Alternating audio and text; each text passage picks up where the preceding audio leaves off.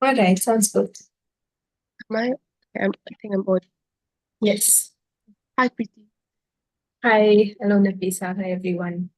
Hello. Hi, everyone. Welcome to today's guest lecture for week 8 of the course. Today, we are honored to have Dr. Preeti Bangal here with us. She's an ecologist whose research interests lie at the intersection of community ecology and animal behavior. She also completed her PhD under Dr. Karthik Shankar's lab from CSISE Bangalore, where she worked on mixed species flocks, and she's currently working with NCF Bangalore as a program coordinator with the Education and Public uh, Engagement Program, along with Dr. Suhail. So thank you so much for joining us today and for giving us this guest lecture. All yours. Thank you. Thanks, Nafisa, for the introduction. Hello, everyone. Good evening. I'm going to share my screen. All right, I hope that's visible. Archana Yes, says yes, hello. Yeah, all right. yeah, it's Archana just says hello in this chat box. Hello, Archana. And hi, everyone else as well. So I would like to at the outset say that please feel free to raise your hands or interrupt me and unmute and ask questions throughout the class at any point of time if you have doubts. And of course, feel free to also type in the chat box. I would like to take questions as we go along. I would also like it if the session remains interactive. It's good for the class as well as for me also as an instructor. Um, so yes, welcome everybody. Like Nafisa said, I work at the Nature Conservation Foundation currently, but before this, I was at the Indian Institute of Science at the Center for Ecological Sciences, and I studied this phenomenon called mixed species flocking in insectivorous forest birds, which is what I'm going to share with you about today. In this class, I hope to give you an overview of the phenomenon, what it is about, what are some of the behavioral and community ecology studies or approaches that people have used to study mixed species flocks. But most of all, I would like to mainly introduce you to this incredible behavior that we see in birds almost all across the world, and we'll talk more about it as we go forward. So just at the outset, to get an idea of how many of you have heard about mixed species flocks, other than the fact that NPTEL has a class on mixed species flocks. Have you heard of it before? You could maybe raise your hands or type something in the chat box just so I know.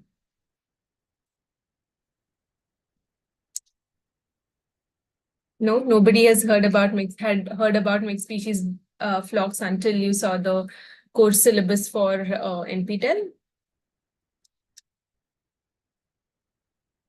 You have one response. Yes, Indra. Yes, from week 8 video. Week 8, was it the behavior video, behavior class? Maybe. I think Dr. Manjari talks about it briefly. All right. Okay, excellent. And how many of you have seen a mixed species bird flock in the wild? Yeah, somebody has seen it while bird watching. Yeah, it was discussed during Dr. Manjari's class. That's right. I know that Manjari does talk about it briefly. And somebody has heard of it while visiting Karnala Bird Sanctuary with PNHS. Excellent. That's nice. Gaurav was saying we heard mixed party calls when we were out birding. Very nice. In Munnar. Nice. Drone plus woodpecker. Oh, you mean Drongo plus woodpecker plus plus. Yes. Great. Excellent. Thanks everyone for sharing the kinds of flocks and where you may have seen mixed species bird flocks.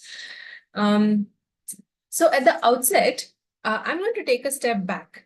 And before we dive into the world of mixed species flocks, let's talk about animal groups. Because at the core of it, at the most fundamental and basic level, mixed species bird flocks are animal groups. Animals are social creatures, and in many animals, you see that the animals live in societies or groups. There are some that are more structured groups, like for example, the meerkats, which are a kind of mongoose that live in the Kalahari Desert. You may have heard of them or seen them in documentaries. To the wildebeest, which are a more heterogeneous group, a more non-structured group that form these large herds when they migrate or when they forage as well. You see animal groups in the context of fish shoals, where you see large groups of fish shoaling together. You may have heard of the phenomenon of schooling or shoaling. There are also penguins that often huddle together and they keep each other warm by forming these tight huddles with each other. There are bird flocks that are formed during when birds fly across the sky. You may have seen in the evenings, but also in the context of migration, where they form interesting formations in the sky, and you may have read about why it may be so as well. But this is another context-specific example. And here on the bottom right, you can also see a bird flock which is just about to settle down for a roost in the evening. So groups are common across many different taxa. They're common across many different contexts, but they also serve different kinds of functions, like I said. These are roosting groups. These are penguins that may huddle together for warmth. There are wildebeest, which are migrating. So it's a very different function that each of these groups probably come together for. But maybe in an underlying principle for all of these groups, there may be some commonalities. And these commonalities may be interesting from our point of view of today's lecture as well. So let's try and talk a little bit about costs and benefits of groups in general, irrespective of what groups they may be, right? So we have two categories, benefits and costs. And I would like for some of you to... We're just making noise for 2 minutes. You don't mind. Somebody's talking on. Yeah. Muted. Right. So I would like for all of you to think about these groups that we spoke about right now and tell me a few different examples of benefits and costs of grouping, if you know or can think of any. Do we have any volunteers? Either type it out in the chat or you can raise your hands or unmute and speak. What do you think? Let's start with the benefits. What do you think are the benefits of group living? Protection in numbers. That's a good one. Sentinel species. Yes, that's another interesting one. Helps in foraging. Yes. Wow, you're all already on to very relevant points. Protection from predators. Yes. Mate finding. That's a very good one, actually. Let's talk about it a little bit more. All right. So we have a few different kinds of benefits that we have managed to list together as a group. Social gathering. Okay. Yes, maybe roosts of birds could be an example of social gathering. Perhaps. All right. Can we now think about the costs associated or potential costs associated with grouping?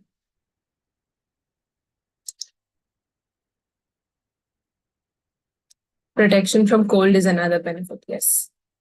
Brood parasitism, less resources. Yes, good one. Less resources and sharing resources, a good one, which kind of points towards competition within the group. Yeah.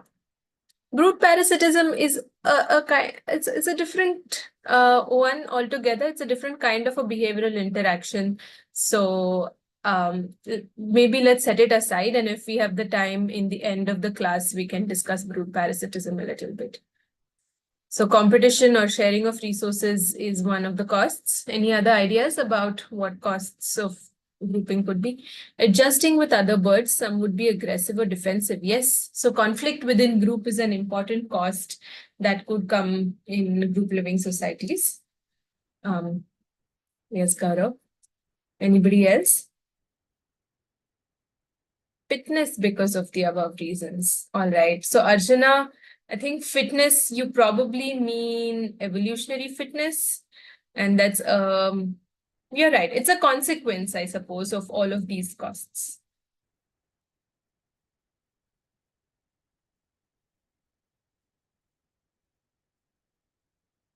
Just give it a few more seconds before we move on. If anybody has any other. Attract predators. Yes, that's a good one. Groups which become larger and larger in size can become more conspicuous and may attract predators, draw attention to themselves. High spread of infections, that's again an excellent one. Yes, disease is a big risk or cost associated with group living. Mobbing and chasing, do you mean, Sushila, is it a cost or is it a benefit?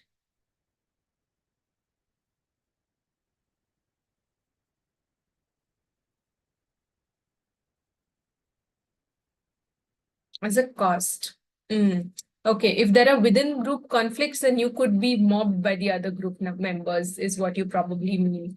But groups as a whole also can mob predators or chase away predators, which then becomes a benefit of the group rather than a cost of the group.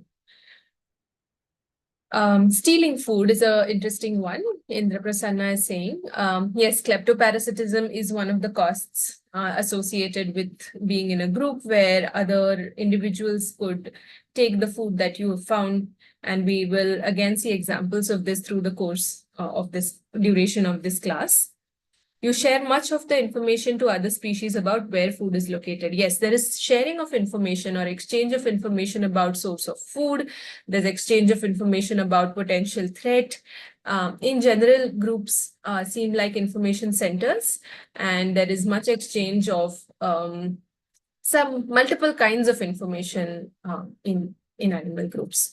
All right, thanks. Want some wonderful answers and ideas there. Let's see what we have put down here.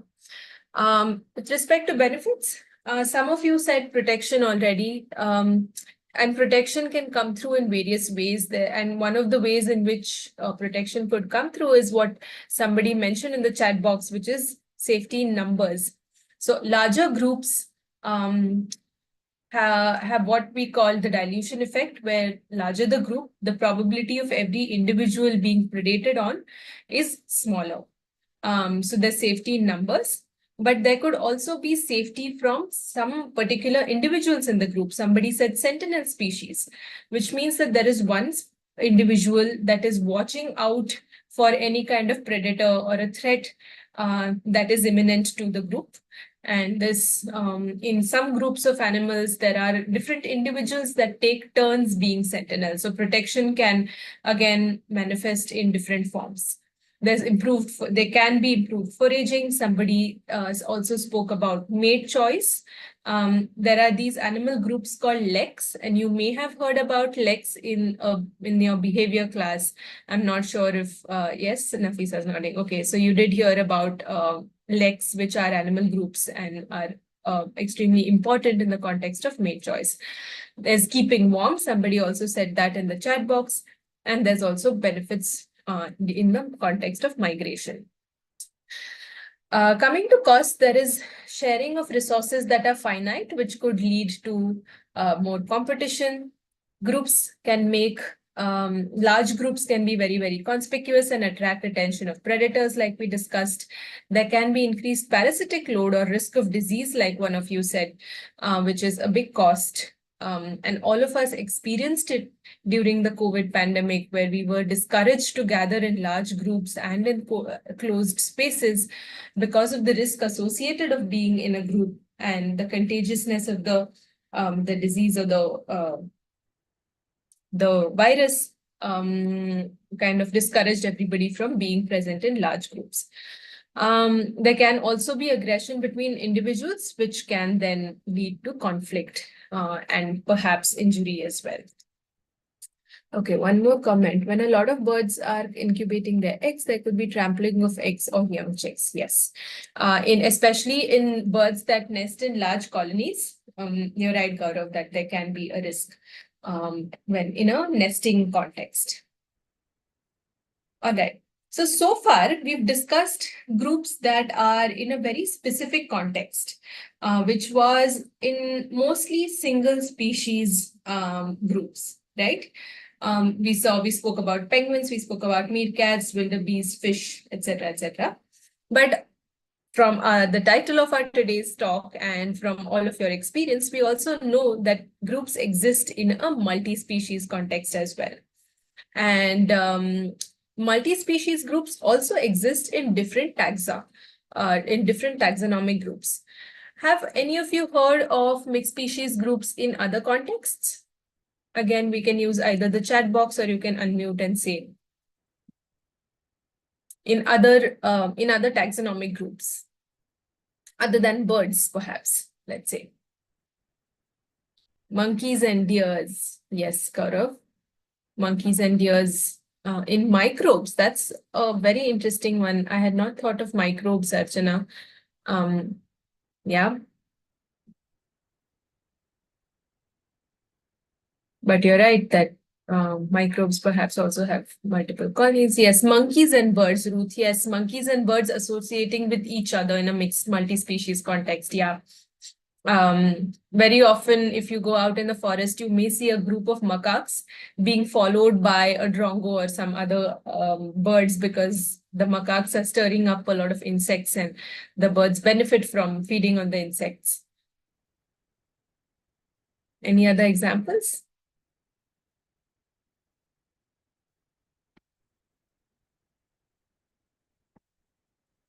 Fish schools. Yes, Tanmay. Great. Perfect. Yeah, here is a list that I had drawn up. Mixed species groups are seen in ungulates or deer, like some of you have said. Birds on buffaloes. Yes, birds on buffaloes, cattle egret and cattle. Rhinos in Kaziranga. Birds sitting on rhinos, you mean. Birds and squirrels. Yes, great. Perfect. Thanks, everyone. So mixed species groups are seen not just in birds, which is the primary context and content of the talk today, but it's also seen in ungulates, which are deer and other hoofed mammals. They're seen in primates, like some of you said, macaques and langurs.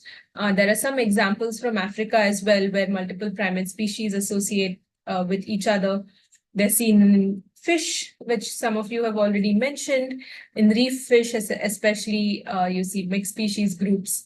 They're seen in cetaceans, which are aquatic mammals, like dolphins and whale birds. And then finally, we see mixed species groups. Some of the best studied mixed species groups are those of forest birds. These mixed species forest bird flocks are more popularly known as mixed species flocks. They're also sometimes called hunting parties, or they're also called bird waves in popular literature and culture, and have been studied for many years now. People have tried to document these flocks, and we'll see how far back some of these records go. But to kind of set the ball rolling, let's try and understand what these mixed species flocks are and what some of the properties of these groups are. Right? So mixed species bird flocks are roving groups of individuals. They are moving about, they're searching for some kind of forage where there are two or more than two species involved in this activity. These are made up of largely insectivorous birds, small-bodied insectivorous species, predominantly passerine birds, although there may be some exceptions to it, like woodpeckers. They're foraging together, they stay together for a given time, and they're also moving together very often. But do remember that whenever you are going to study a mixed species, you're going to conduct a study on mixed species flocks of birds, it's important that you define what you mean by mixed species flocks of birds and what are the criteria that you will use for delimiting a mixed species bird flock. There may be all of these factors involved, or there may be some of these factors involved at least when you define a mixed species flock of birds. But for the purpose of this lecture, let's try and understand what are not mixed species flocks. We described previously that these are insectivorous passerine birds, which are small-bodied largely, and they're also feeding on insects or foraging on insects and moving together. But very often you will see mixed species flocks, which are not really mixed flocks in the way that we are talking about. They're essentially aggregations, right? They are stationary associations. And some of the examples of these you may see more commonly. Like, for example, you have a fig tree somewhere in your neighborhood, and every season when the figs are fruiting, the fig tree is fruiting, you will see a large bunch of frugivores, mynas, crows, orioles, and some other birds descend on this on this fig tree and enjoy the fruits. But that's not the kind of group that we are talking about today. There could also be nectar feeders. Multiple nectar feeding birds come to a bush in your backyard, and there may be sunbirds, there may be white-eyes, tailor birds, but they're all attracted to a resource that is external, right? There's an external stimulus which is attracting these birds. So these are stationary associations and are aggregations, and they are not the mixed species flocks that we are going to be talking about today through the next 20-25 minutes or so. Any questions at this point? I'll just take a pause for a second. See something in the chat box. So there has to be a functional association between two or more species. Yes, Gaurav, I'm not entirely sure what you mean by functional association, but what I mean is that there is no external stimulus to this association. There is something about the association itself that is important for these species to come together. Very often people like to describe it that in a way where they say that the flock is the reason for its own existence. So they are together because the other species are there as well together. Right, my observation, canopy dwelling species move according to the movement of sunlight, probably because at dawn insects wait. The birds don't follow flying insects. That's an interesting observation, Prateek. Let's come back to it at the end of the class. Can you please bring it up again? We can spend some time discussing what you mean to say. Are we excluding water bodies in forest as well? If we are not talking about, let's put it this way, Archana, that we're not talking about water birds in this particular discussion. But let's say there is a stream in the forest and there are these insectivorous birds that are feeding in the vicinity of the stream, but they are largely feeding in the trees and the canopy. Of course, they are part of this group, but we are not talking about water birds that are primarily like shorebirds or ducks or the category that I'm talking about. We're not talking about water birds. All right. Okay. Thank you. Moving on. Mixed species flocking is a global phenomenon. They're seen in tropics across the world, but they're also seen in temperate areas, like you can see in this map of the world. Here, every dot in this map, it's updated up to 2015 only, and there have been multiple more studies after that. But every dot represents a location where a study has been conducted based on which a scientific paper is published already in the literature across the globe. Like you can see, there are many studies in the tropics, especially in Latin America and South America as well.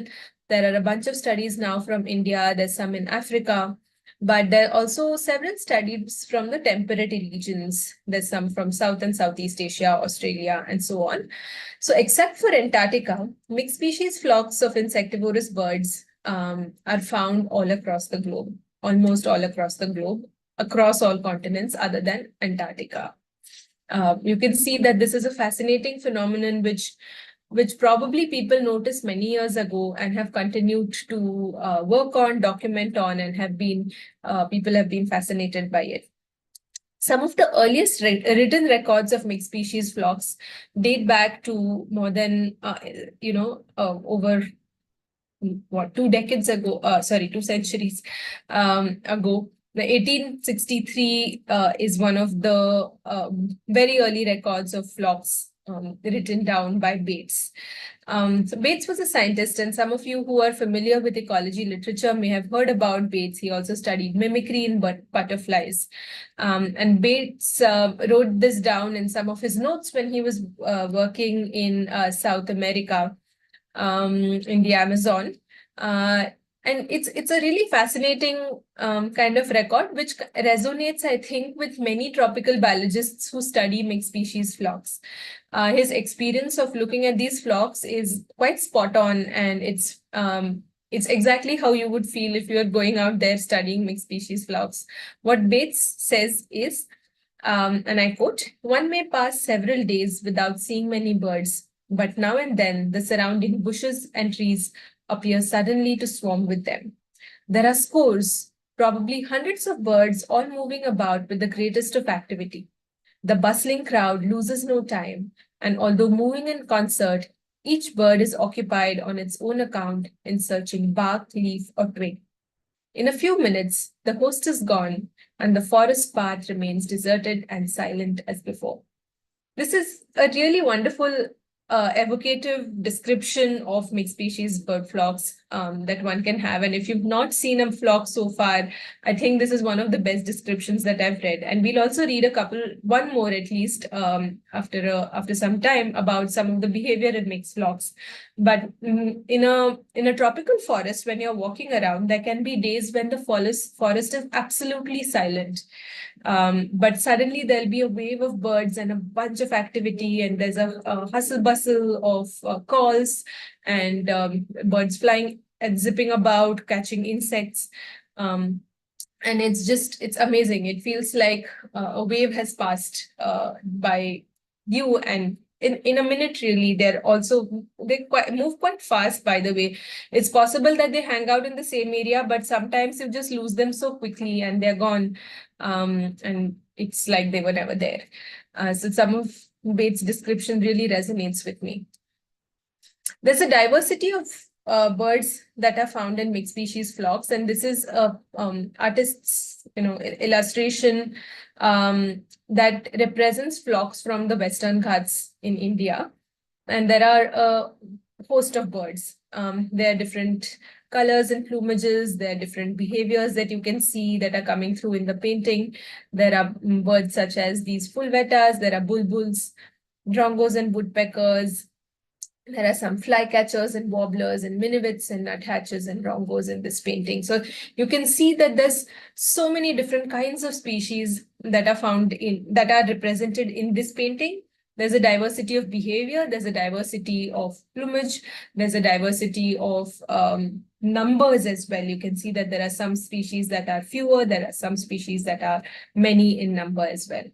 So tropical flocks in the neotropics, especially in Southern America, can contain up to 50 to 60 different species. And species, not individuals. Here we're talking about different kinds of species. Whereas at the other extreme, we have temperate flocks, which can have as few as 2 to 3 species only. These are much smaller groups, and they could possibly be also seen at bird feeders that people put out outside their house. In the West, there is a culture of putting out bird feeders as well. In the Western Ghats, though, coming back to our context, I and some of my colleagues have seen up to 20 to 25 species of birds in one single flock. I think this painting has about 10 to 13 or something species perhaps, but the number can go up to 20 to 25 species. In tropical flocks where 50 to 60 species are seen, you can imagine how many number of individuals. And I think the known record is over 100 individuals sometimes in one single flock, which is pretty mind-blowing. Sometimes, in some cases, almost 50% of the total avifauna of the region, the total number of bird species found in the region, can be found participating in mixed species flock, and they depend on this phenomenon for feeding. And you can imagine from the descriptions that we've read so far and from what I've been saying that these are seemingly really different species. For example, a woodpecker is digging into the bark of the forest, whereas a warbler is gleaning insects off of the leaves. They are searching, they feed in the canopy, and I'll explain some of these terms and terminology that I'm using for behaviors. But just you can imagine that they're so different from each other. They're different in size sometimes, they are different in feeding behavior, and they're, of course, different in color as well. But even then, they come together, they stick together, and they feed together. Clearly, there are some benefits that these birds derive from being present in mixed species flocks. And so far, people have tried to speculate of all of these benefits of group living that we discussed right at the beginning of the class.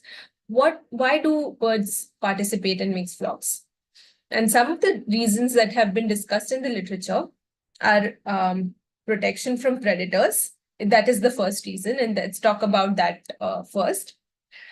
Small hawks or accipiters are typically predators of mixed species flocks, birds that participate in mixed species flocks. Okay, I have a question in the chat box. In my society on a tree, I observe 15 sunbirds, white-eye, magpie, etc., with around 17 species. That's quite incredible. 17 number of birds, Sushila is saying. All right, coming back to the benefits. We have protection from predators as one of the major benefits. And like I was saying, small hawks are the predators of birds in flocks. And the strategy that they use typically is ambush. They are lurking about in the canopy, hiding in the canopy, and they take their prey by surprise by making a sudden attack.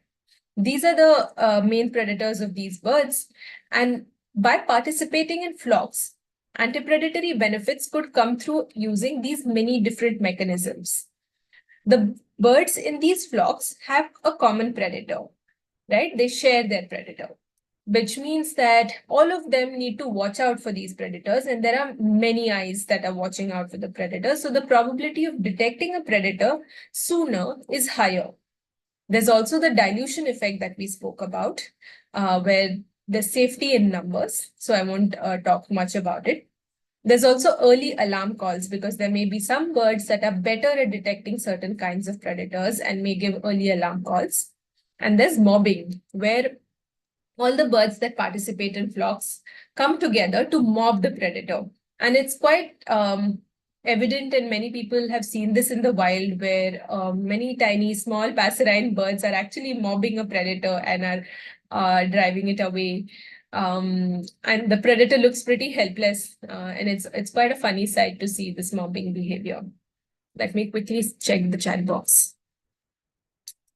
Do the different members of mixed species flock are choosy about different species of insects? For example, two different species of laughing thrush, both are feeding on leaf litter. There may be different species of prey, and there are two different laughing thrush are eating different species.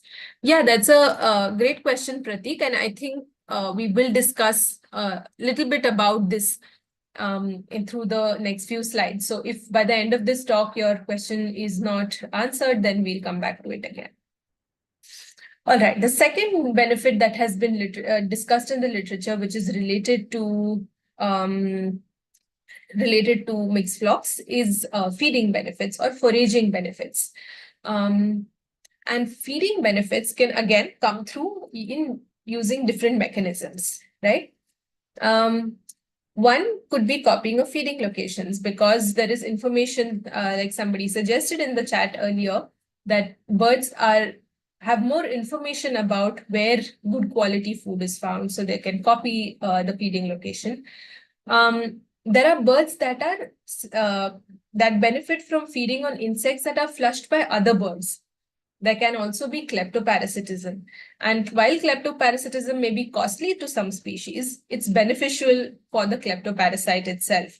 And kleptoparasite is what somebody mentioned in the chat box. If you missed listening to it earlier, it's basically when a bird tries to take the food, an individual tries to take food that has been found by a different individual in the flock. So it's kind of stealing, but without attaching any value judgment to it. There's less time spent being vigilant in flocks, because you're in such a large group, your individual investment in being vigilant goes down. Imagine our own human context. When you're in a larger group, you feel safer, so you're less vigilant. Whereas if I was alone walking on the street in the middle of the evening, when it's a deserted street, I may be more vigilant. But if I was with a bunch of friends, I would be less vigilant. Less time spent vigilant means more time for foraging. So these foraging benefits could potentially come through in these different ways for flocks. Here's an interesting study. Let's spend a minute looking at some of these graphs here, which kind of looks at group size, the relationship of group size and time spent being vigilant. And the graph below looks at group size in mixed flocks versus the individual proportion of time spent foraging. Like you can see, as group size increases, the proportion of time spent vigilant goes down. Right? So in larger groups, per individual, there is less time invested in vigilance. Whereas as when the group size increases, as an individual, every individual on an average spends more time foraging. So larger groups have more time for foraging, and larger groups, every individual spends less time being vigilant. All right. Any questions in this section? Let me just check the time. We have another 15 minutes or 20 minutes or so.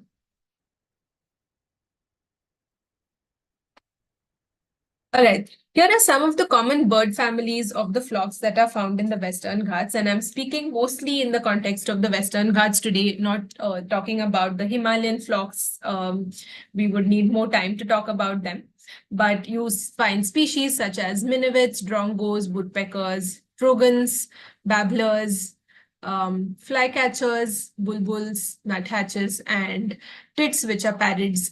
And you will see these kinds of flocks, these kind of species and families participating in flocks wherever these species are found across South and Southeast Asia as well. And you can see that these are specific families of birds that have a certain kind of diet and foraging habit that participate in mixed flocks. And some of the other families that are found in flocks in the neotropics, like South America or Central America. Here's a few examples. You have some tanagers, you have some warblers, you have some tyrannulets, jays, and woodpeckers as well. Just give me a second.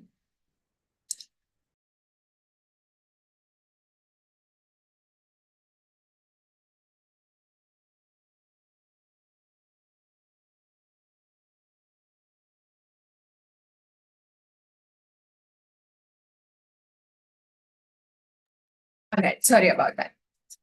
Do look up some of these papers that I've mentioned here in the slides here. This is an example of a paper from Ecuador, and there are lots of papers from Australia as well, and some of the temperate papers as well from Northern America and Europe. And you'll get a fair idea of what kinds of birds participate in mixed flocks globally. We don't have time to go over other examples as well, but do look this up for sure if you're interested in knowing what kinds of birds participate in these diverse mixed flocks across the globe. But from a point of view of behavior, for those of you who are interested in behavior and behavioral studies, there are different foraging behaviors that species that participate in mixed flocks display. And here are a few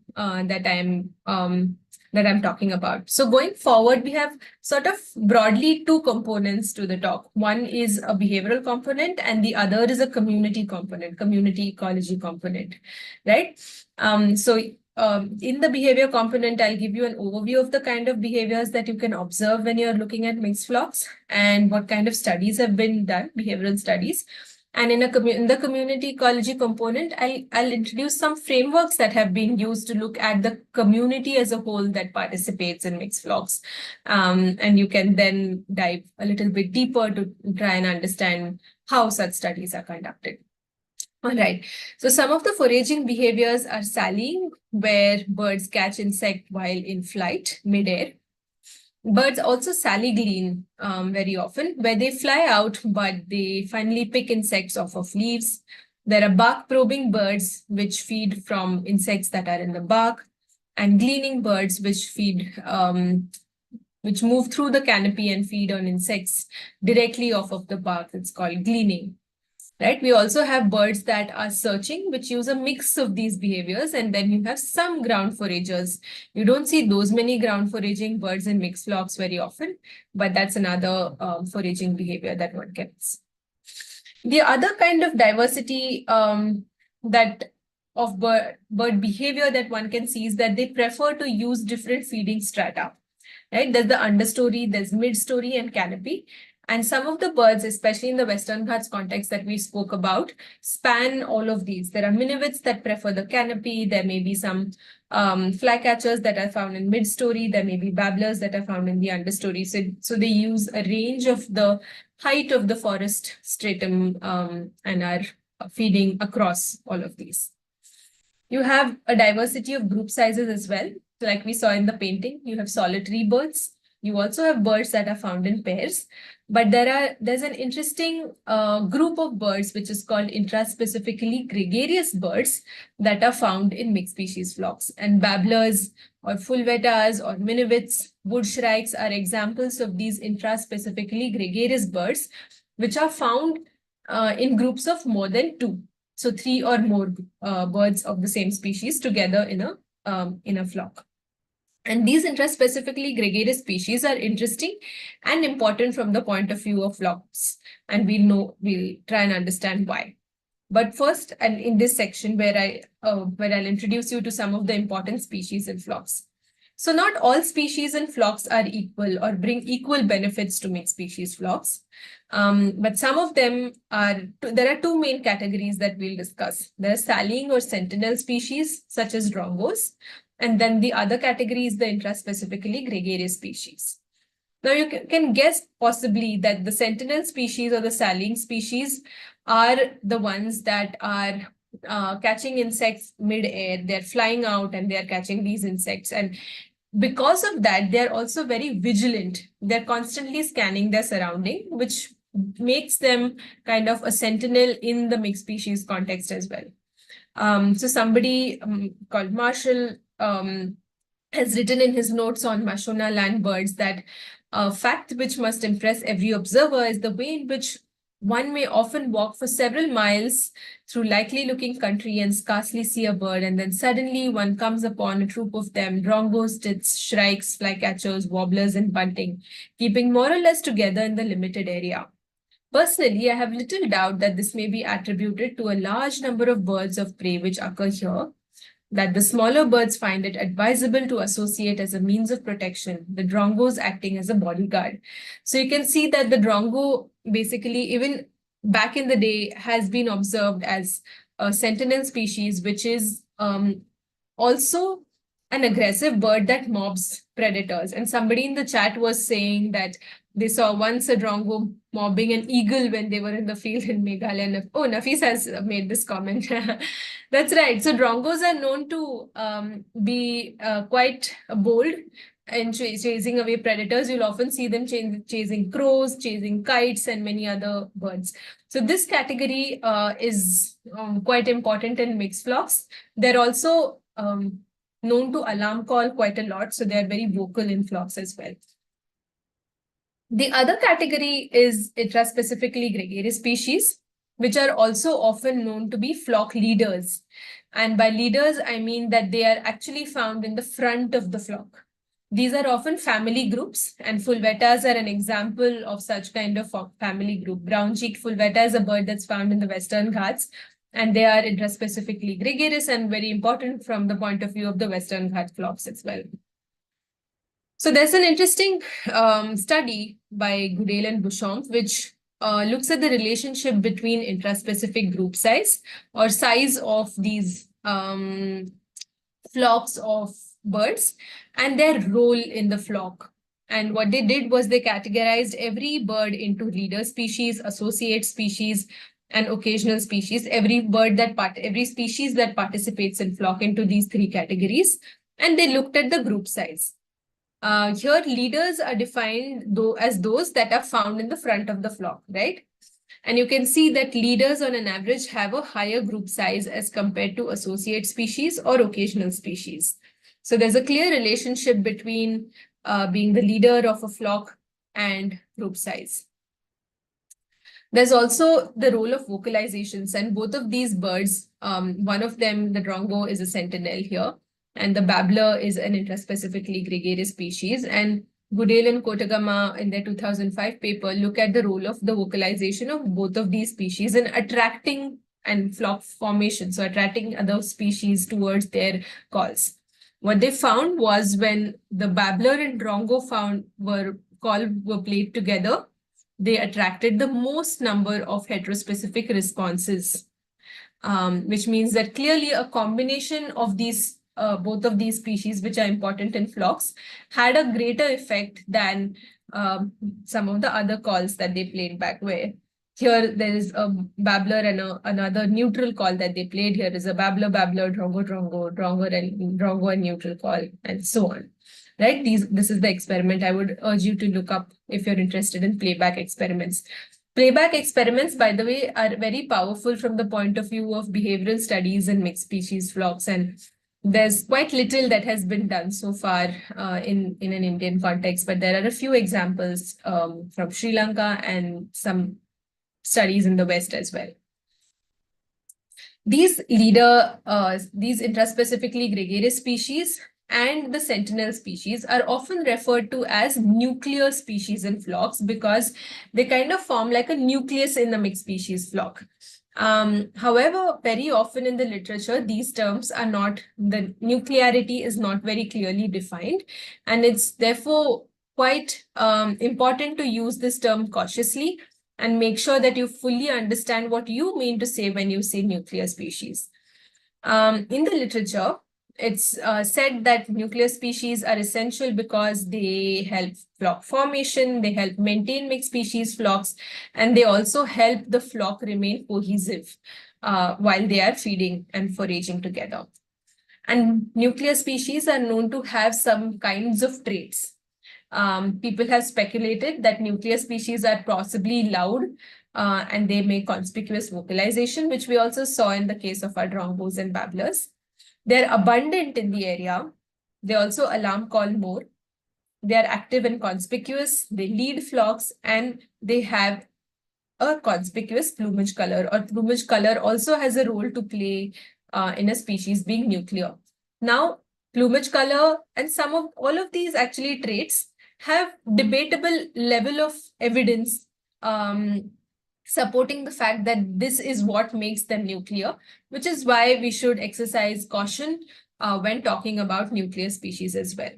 There are more well-defined categories such as intraspecifically gregarious, sentinel, and leadership, which is more objective, that one can look at more objectively.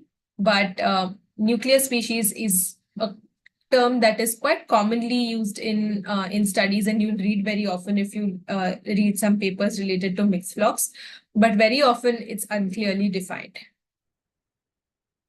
All right. Some of the other interesting behavioral interactions among flocks are what some of you described, so we won't dwell on it too much, but drongos very often follow other birds trying to steal the food that they have found.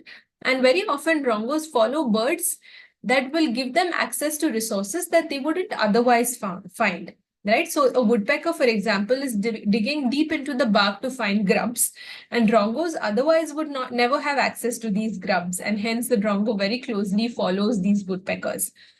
The larger drongos will follow larger birds. The smaller drongos like ashy drongos more closely associate with minivets, orioles, and black-headed cuckoo-shrike type of birds as well. But there are other flycatchers, like the paradise flycatcher, which follow these other birds quite closely. These are examples of birds that feed in the understory, like the dark-fronted babbler, the forest wagtail, and some of the Phyloscopus warblers. But the paradise flycatchers closely follow these birds, and feed on insects that have been flushed by the activity of these understory birds rather than steal from these birds. They're not kleptoparasites, but they clearly benefit from insects that have been flushed. And this is very interesting to observe when out in the field. All right. I'll pause here for a minute. If there are any questions, we can take them. Otherwise, I'll go on.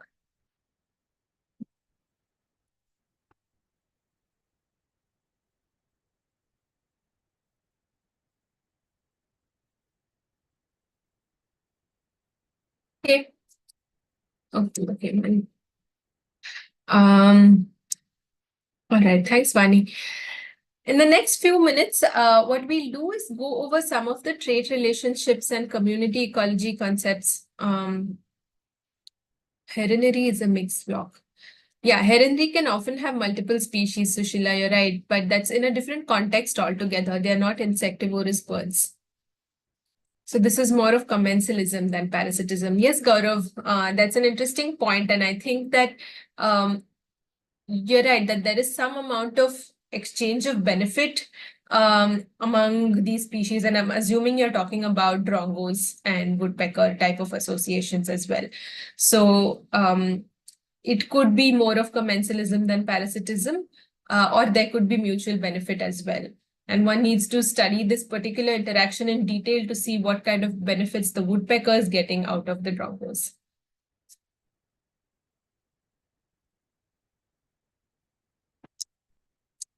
All right.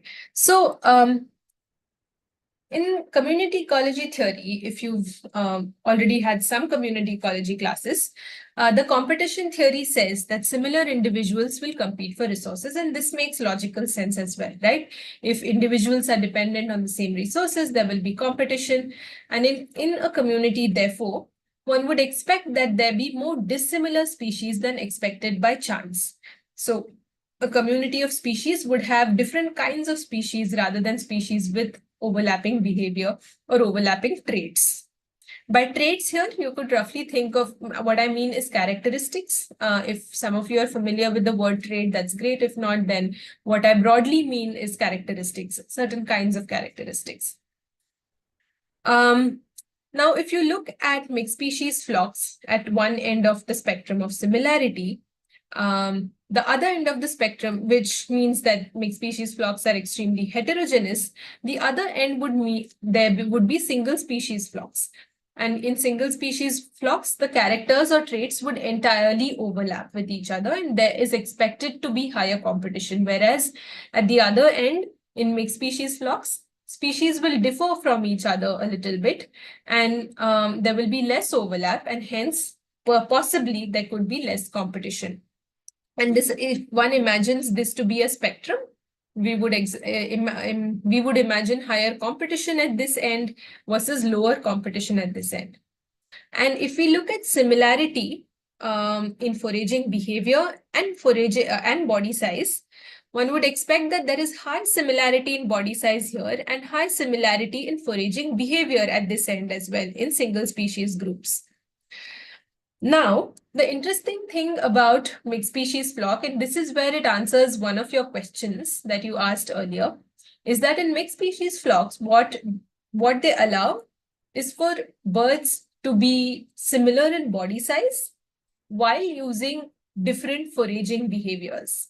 Like I said in the beginning, they're all small-bodied insectivorous birds, which means that they all have shared predators. They are roughly of the same size, but they're using different foraging behaviors when in flocks. Hence, they're not competing for the same forage. This is also something that somebody asked about what if birds are feeding on two different species in the leaf litter, right? So they may be using different behavioral techniques for catching insects.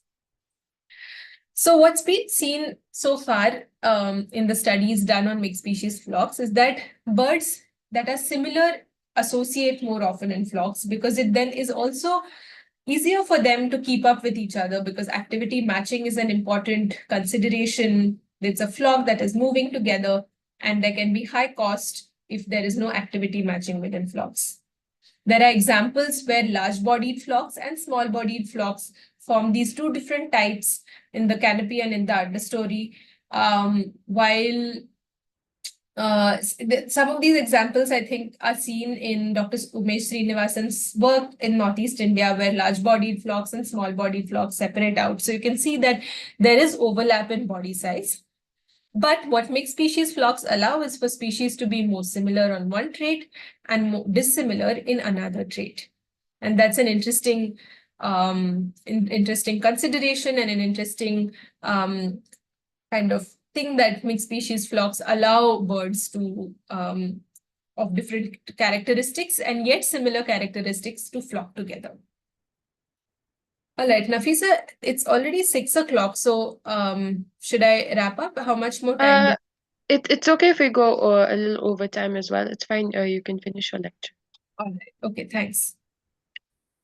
So I won't take too much more time, but just to elaborate a little bit on the kinds of traits that species have and the kinds of benefits that they get from mixed species flocks, I will introduce this framework to all of you, which you can then go back and think about, explore in research papers, and also possibly take up as research or study in the future.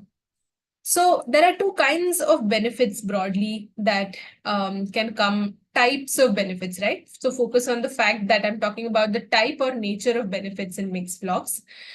We can call one to be complementary benefits, where the benefits to two different species are different from each other. For example, in a drongo and woodpecker relationship, the drongo may be getting a worm that the woodpecker has found, but possibly the drongo gives out alarm calls and the woodpecker is benefiting from the alarm call that the drongo is giving out, right? So they're complementing each other's skill sets. Whereas there can be supplementary benefits, which means that it's the same kind of benefit. So I'm bringing a benefit of group size when I join a mixed species flock, right? A group of babblers are bringing, let's say 5 babblers, and a group of 3 bulbuls are bringing 3 bulbuls. So this group together is bringing that same kind of benefit, which is numbers. Protection about in numbers is what we were talking about. But they are different species bringing same kind of benefits. So complementary versus supplementary benefits. Here are 2 pictures to demonstrate this, where there are 2 bulbuls and fulvetas, which is supplementary benefits. Here there is a flycatcher, which is getting food from the warblers that are flushing out insects, which is a complementary benefit. There's also a difference in the amount of benefits that birds get from being in mixed species flocks, where now here the same association between bulbul and fulvetas, you can see that the bulbul is adding only 2 individuals to the group, whereas fulvetas are adding 5 individuals to the group. So clearly there's an asymmetry in the amount of benefit. Whereas there can be some 2 solitary species which each bring 1 individual to the group, and it's the same amount of benefit in terms of dilution or in terms of protection benefit. Right? So what mixed species flock, if you are to observe this graph, you have the type of benefit on the x-axis and the asymmetry in the amount of benefit on the y-axis here. So you have supplementary benefits where the benefits that these birds bring are exactly identical to each other, and you have complementary benefits at the other end of the spectrum where the birds are kind of complementing each other's habit. And you have a difference in the amount of benefits. So it's quite an interesting and complex phenomenon which allows for so many different possibilities when you look at the pairwise interactions in mixed species flocks.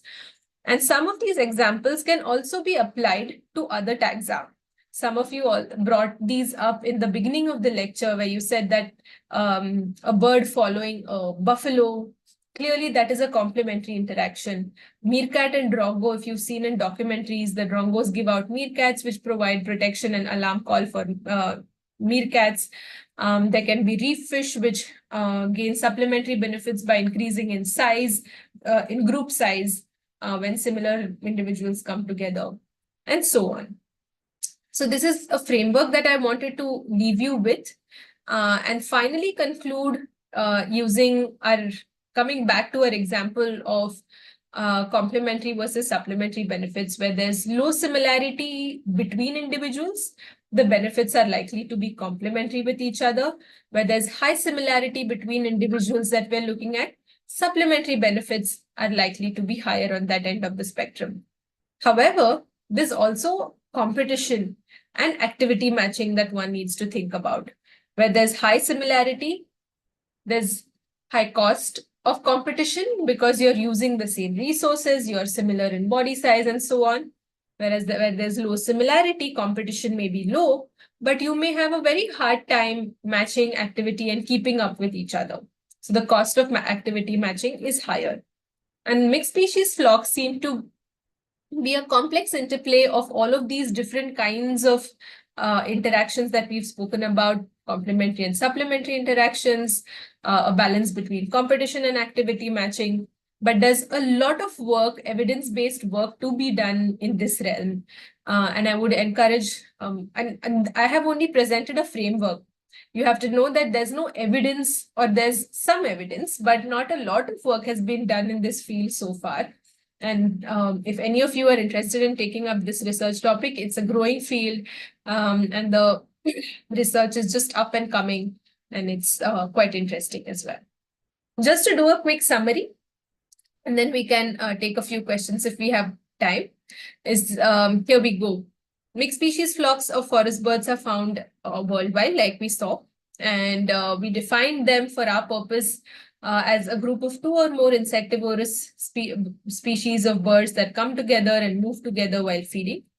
Participants in mixed flocks mainly come together to gain foraging benefits and protection from flocking. There are some species that are all species in flocks are not as equally important, but there are some roles that we saw, such as sentinels and gregarious species, that are important in forming the flock and maintenance of flocks as well. And finally, there are specific interactions that result in feeding benefits, like the drongo and other species, or the flycatchers following warblers and so on that we saw. And finally, we see that species that are similar in body size associate more closely with each other. But mixed species flocks also allow birds to be similar to each other in certain aspects and dissimilar in certain other trait aspects. And it's quite an interesting, complex interplay of similarity and competition and supplementary benefits and complementary benefits as well. All right, I'll pause there and stop sharing screen, and we can take some questions. Thank you so much for your talk. This was very interesting and a lovely talk. We'll be taking questions maybe for 5 minutes, if that's okay with you. Yeah, absolutely. Happy to take questions. If there are some of the questions that came up earlier in the chat that I have missed and you haven't gotten an answer to, then please bring it up again now. Are there mixed species groups around leks, like one species engaged in courtship and other species foraging in safety of large birds such as peacocks? That's interesting, Gaurav. I haven't come across such examples, but if you do come across such examples, there could be some natural history observations that are actually made on on bird leks, where other birds are feeding around peacocks or other birds that are displaying, but I haven't come across any. If you do come across anything, do send it across to me as well. But I should say, while others are coming up with other questions, if you have any, that a lot of mixed species interactions, I think, are there around us, which we notice and possibly don't register as mixed species interactions. And natural history notes can be really important in such cases. If you keep a note of what you've seen, write it up as a short article, write it up as a short natural history note for, let's say, a place like Indian Birds or any popular natural history magazine. I think that it's a really rich resource that one can create. And there's so much interesting phenomena going on around us. There was a question that you said we could go back to later.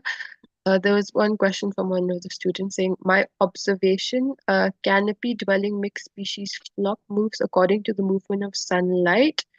probably because at dawn, insects wait until the sun falls upon them, that their Hmm. dewy wings become dry and they start to fly. The birds Hmm. don't follow these flying insects. I don't know if I'm wrong. That's That's quite interesting, Pratik. I think that you may be right that especially in the mornings when the sun is still not out, birds spend a lot of time on tree crowns of trees like canopy where they're basking as well. And as the day gets warmer, generally the birds become more active, possibly insects become more active, and maybe the birds follow those flying insects. But um and it's true that generally activity increases with increase in the sun, but I'm not sure whether um, it's so tightly correlated with insect movement as well. It possibly could be. I'm not entirely sure, but that's an interesting observation. Is the urge to form these flocks genetically coded with each species forming flocks? That's a good question, Tanmay. Since there is phylogenetic underpinnings to mixed species flocking, where closely related species are known to flock more. So yes, possibly you also saw that there are some families of birds that are more prone to flocking. More common in flocks. So clearly there is something, probably some genetic predisposition because of which some species are more likely to be found in flocks than others.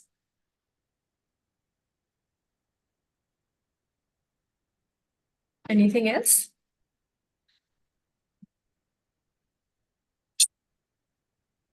Sorry, I have somebody at the door. I'll just be back in a minute. In the meantime, if there are questions, do drop them in the chat box.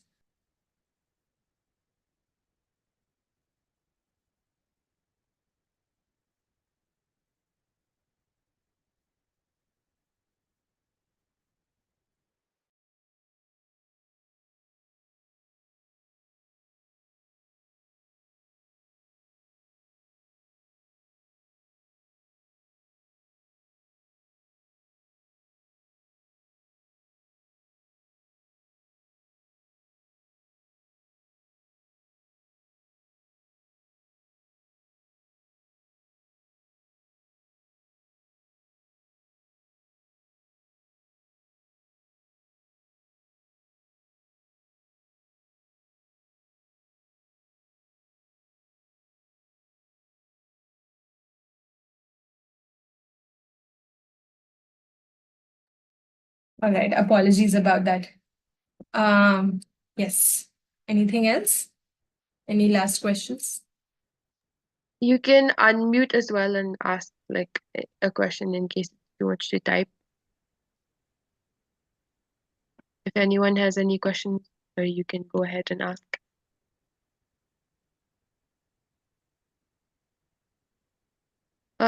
There was a question, I think, in the Google Sheet that I sent you. I'll just check that one.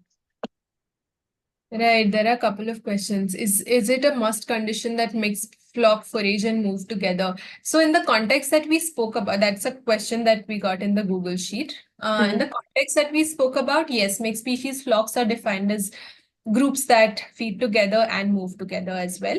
But there are associations, mixed species associations in other contexts, like fruiting trees, which were not the kind of associations we discussed today. So yes, moving and feeding together is one of the criteria for definition.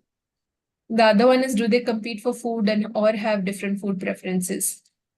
I hope that that question has been answered through the talk. In the winter, I have a question here. In the winter season, migratory bird species may lead the mixed flock or resident species only lead. That's a good question, Prithviraj. There could be some migratory species that lead flocks, and there is some work on looking at leadership and how roles change when migratory species are present in the area. And for example, here in the Indian subcontinent, in southern India at least, the western crown warblers are migratory and they are seen often to lead flocks.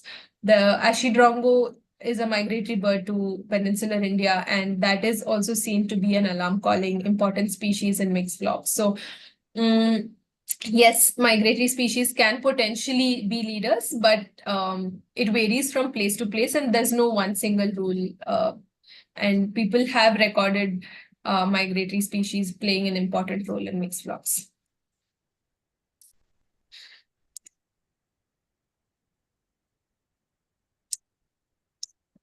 There's one more question in the Google Sheet.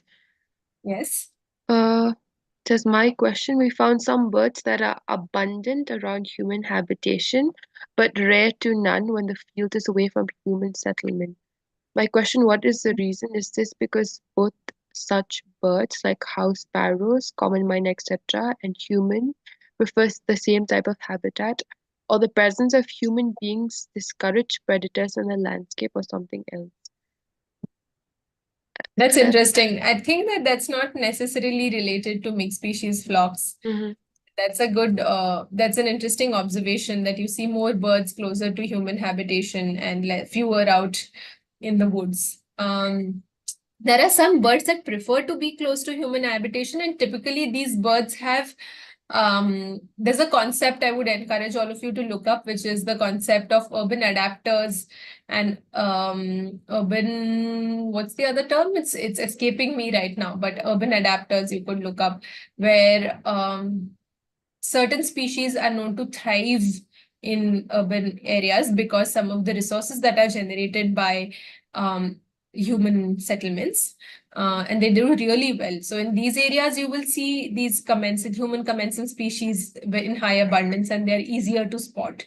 The birds that are further away may not be in high abundance, and they haven't necessarily increased in numbers as much as these urban adapters have. So I think that may be one of the reasons, but of course, this is not a mixed species flock question.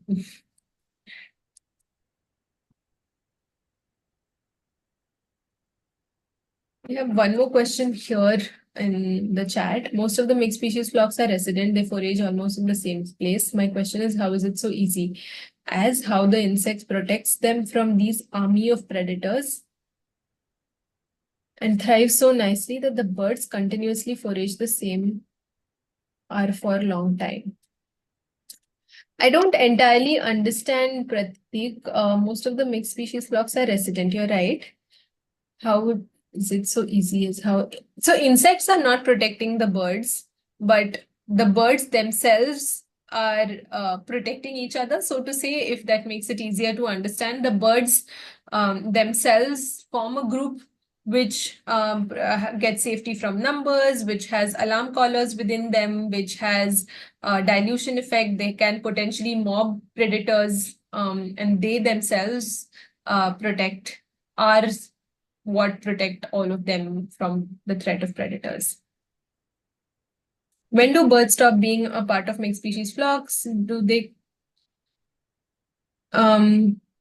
keep moving from one flock to another? Birds, actually, that's a great question, Meenakshi. Thanks for asking. The flocks in the Western Ghats are quite dynamic. Birds drop in and out of flocks quite dynamically.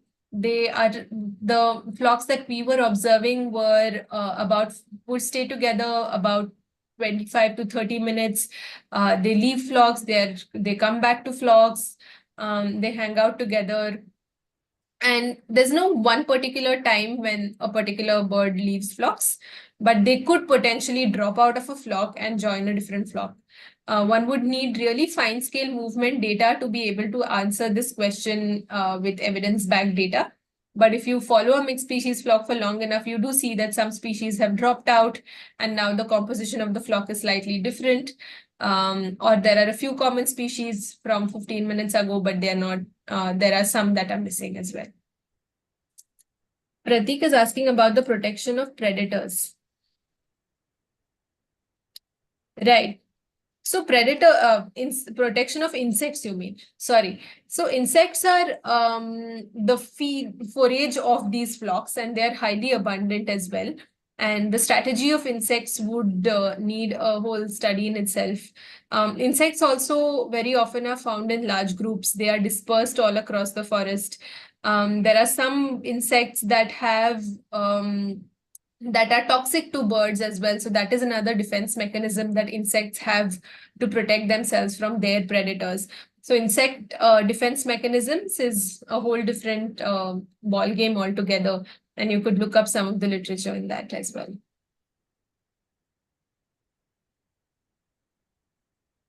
There are no more questions apart from this, so I think that concludes our session for today. Thank you so much for this lovely talk. It's very intriguing and very. I had a lot of like fun listening to you. So thank you so much for this, and thank you so much to the participants as well for joining in. Thanks. Thank you, Nafisa, and thank you everyone for listening and engaging. Thank you so much.